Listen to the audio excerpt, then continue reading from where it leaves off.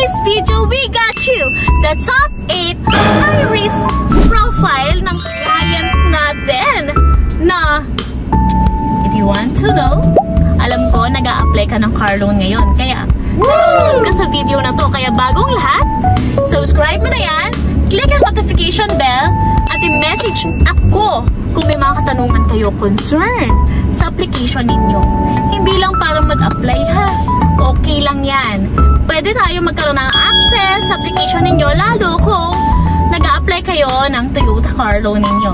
Yes! Tara, pag-usapan natin dito sa top 8 high-risk profile ng clients. Pag-uusapan natin yan under sa Toyota financing transaction.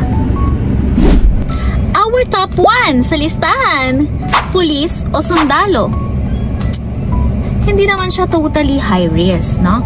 Dahil meron naman silang regular employment at may maganda namang salary. Nagkakaroon lang ng high risk sa mga pulis or sundalo kapag ito ay naka-probationary status or sabihin natin newly hired. Pero most of my clients, based sa experience ko lang, nagiging high risk siya. At kapag na-approve si pulis or si sundalo, kung kayo ay pulis at sundalo, kaya sundalo, no?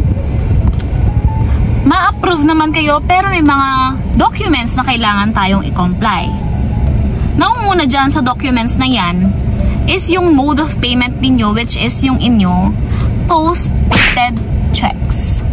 So, sa TFS, kino-consider nila yan na approve ka naman, pero kailangan nating mag-provide ng ating post-dated checks na 36 months. No, 36 months. Kung halimbawa, ang payable ito within 5 years or 60 months. Halimbawa lang, magbibigay kayo ng first 36 months ng post-dated check. Then, yun ang maging basihan ng inyong monthly payments. Another one, kayo yung may maraming loan deductions or salary loan deductions tulad ng GSIS, housing loan, etc. Sa madaling salita, maliit na lang yung take-home net pay. Kaya I suggest, as your marketing professional, meron sana tayong co-borrower. The third one, frequent relocations. Usually, lalo sa mga sundalo nating kliyente, tulad ninyo, kayo yung may madalas na reassignment sa iba't ibang location. Kaya mahirap i-CI or hindi stable ang tirahan. Kaya pag sundalo ka at ibig mo mag-purchase soon or mag-car loan ng iyong sasakyan, kumuha ka kahit credit card or internet billing na under sa pangalan ninyo, doon lang sa bahay na i-declare natin. Another one, kaya naman red flag ang mga pulis at sundalo. Madalas sa mga sinasubmit na mga payslip is falsified or fake. Kaya yan, medyo mahigpit tayo sa mga sundalo at pulis. Kaya isa siya sa mga high risk. We got you the top 2. Another red flag sa CI natin when it terms sa Toyota financing. We have the Muslim living in Mindanao. Hindi naman issue ang religion.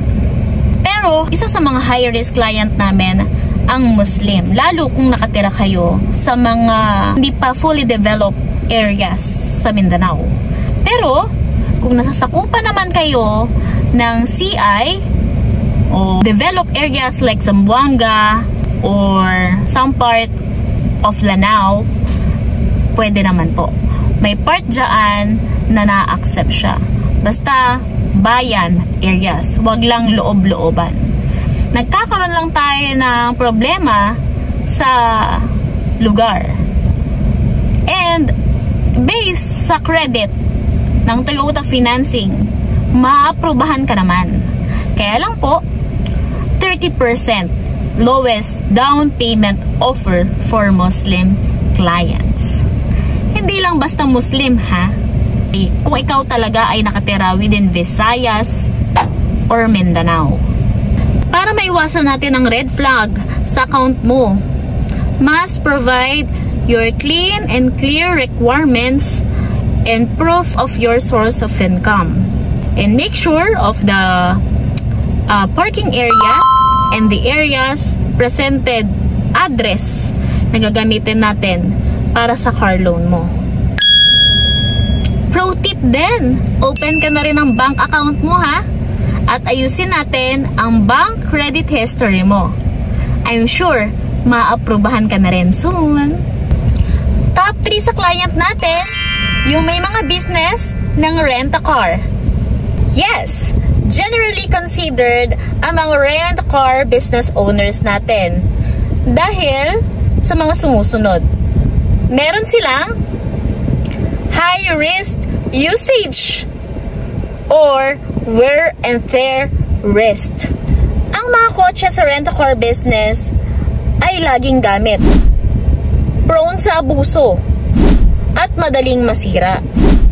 Kaya naman, na may misinterpret sa application nila ang usage sa unit. Dinedeclare as individual at hindi pang business. Kaya naman, risk sila sa mga financing companies. Iisipin ng financing companies is hindi ka madaling masingil. Seasonal lang business mo at demand dependent ang income mo. Higher repossession difficulty. So, syempre, isipin ng financing company, pag nagkaroon ng default, hindi mabilis marirepossess yung unit natin. Maaring rented siya sa ibang city, hindi makikita agad yung unit natin. Ngunit, tutupwat, subalit, charing. Ito naman ang inyong mga requirements or documents ng pagpapa-rent-a-car business ninyo. Pwede natin i-attach yan. Importante sa amin, may audited financial statement kayo and BIR. At ang pinaka-importante, meron tayong good credit history. Kung plan mong mag-apply, make sure aaminin natin na transparent tayo sa transaction. Sasabihin natin na gagamitin yung unit natin for rent-a-car business. We got you the top 4. We have the KTV Resto Bar owners. Bakit nga ba red flag ang mga KTV Resto Bar owners? Before, may business ako na KTV bar.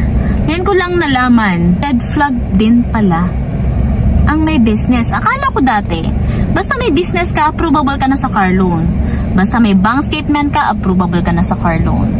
May mga parameters pa rin talaga si bank. And under Toyota Financing, napag-alaman ko na hindi mabilis ma-approve or high risk ang client nating may KTV bar. So why? Dahil may mga KTV resto bar owners natin, madalas umiiwas yan sa tax. So hindi sila nagde-declare ng tamang income. Incomplete requirement, sa madaling salita. Nagiging green flag lang yan sa bank, no? Kapag meron kang magandang credit history, kompleto ang iyong audited financial statement, may bank statement ka, and meron kang ITR. And madalas, nagpo-poor credit due to decline status, poor credit CI, madalas maraming reklamo sa barangay. Syempre, ganun talaga. Prone sa gulo ang may KTV bar. Madalas, nakadepende ang income nila gabi lang at seasonal pa siya. Pwedeng maapektuhan ng click or bans, curfew, and economic downtime tulad ng COVID. Kaya naalala ko nung may resto bar ako, talagang isa kami sa humirap. Grabe, talagang close sa close. Kaya kung ako sa inyo, mag-multiple business kayo. Wag lang yung resto bar. Kuha ka na rin ng sari-sari store business. Kumuha ka ng DTI permit at barangay permit. alagaan mo yung bangko mo. That's the pro tip. Here's the top 5. Ang ating mga jeepney drivers. Informal lang income. Wala silang proof. Nakadepende ang income sa kung makakabiyahe. May risk sa biyahe, minsan hindi nakakabiyahe, or baka may sakit si driver. Top reason is wala tayong documents. So, kung gusto mo magpa-approve at ikaw ay driver-operator ng jet, UV, or any van, basta may prangkisa ka, basta meron tayong ilang units ng jeep, basta meron tayong bank statement or proof ng source of income natin, ma-approve pa rin yan sa car loan. We just need to be documented. Dahil high risk tayo sa car loan. We suggest, under Toyota Financing, kapag kayo ay isang jeepney driver or operator, we suggest a co-maker with stable source of income or stable employment, or medyo matagal na sa trabaho. Wala nang paligoy-ligoy pa. Ito na yung top 6. Probationary employees. Yes. Madalas sa mga hindi pa nating regular na client o hindi pa regular sa trabaho, nade-decline talaga. Automatic decline yan. Dahil kailangan, pag mag-a-apply ng car loan, regular na tayo. You have to wait 6 months, 7 months bago tayo mag-apply. Pero kung gusto mo talaga, depende sa sahod. Kailangan natin magdagdag ng co-maker mo. Immediate family dapat. At magpe-present tayo ng Certificate of Employment. May mga na-approve naman akong kliyente dyan. Ngunit kailangan natin magdagdag ng co-borrower. We got you the top 7! Maraming tatanong nito. Most of my clients, nag-a-apply sa akin, virtual assistant sila. Approvable nga ba? High risk din po kayo sa car loan. Dahil freelance or contract based ang setup. Wala tayong local office na pwedeng ma-CI ng Toyota Financing or na financing companies. Madalas walang COE. Pero matibay na rin naman ang payroll bank statement if makakapag-provide ka naman. I suggest, alagaan mo pa rin ang bank mo. Dapat laging may deposit. Mag-provide ka ng 6 months latest ng iyong payroll. Kung magpapa-approve ka, dapat sana may co-maker pa rin na may stable na trabaho, stable na source of income. And most of my clients, pag VA, na-approve naman yan. Kaya lang, 25% up. We got you the last client, our top 8. Chari. As a vlogger, grabe, mga client nating vlogger. Bakit? Bakit tayo high risk sa car loan? Base ang income natin sa algorithm. Base ito sa US dollars. So, unstable source of income ang mga vlogger na tulad ko. But since I have a stable source of income, like a marketing professional here in Toyota Pasig, like we have the business, and kung ikaw ay vlogger na may inputs or merong shop na sariling shop, or any business, any kind of business, maliban sa mga nabanggit ko, sana, ayun na ilalagay natin as your source of income kapag mag-a-apply ka. Para maiwasan natin ang default or reject sa application.